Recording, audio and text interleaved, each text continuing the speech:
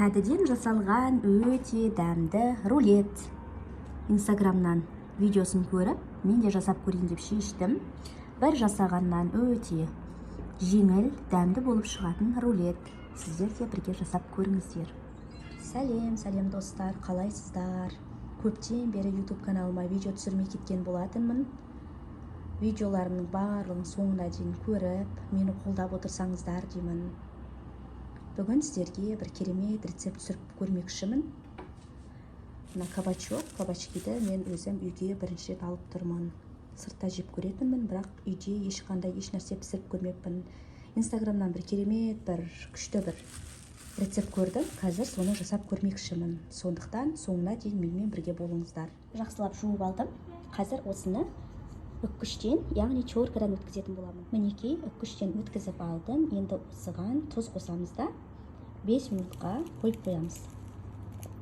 Қазір осыны араластырып аламыз.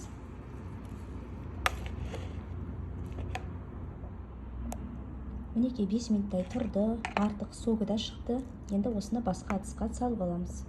Мінекей артық суын алып тастадық. Енді осыған үстіне 2 жұмыртқа қосамыз. 1 стакан ұн қосамыз. Қара бұрыш қосамыз.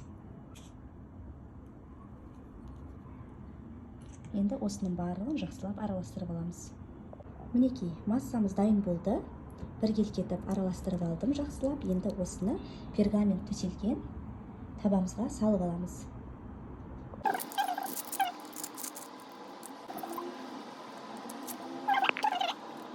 Енді рулеттің арасына жағатын қазір қоспасын дайындап алайық. Ол үшін бізге керегі бастысы сметана. Өзіңіз білесіз, қанша процент керек екен. Мынау менде 20%-тік сметана.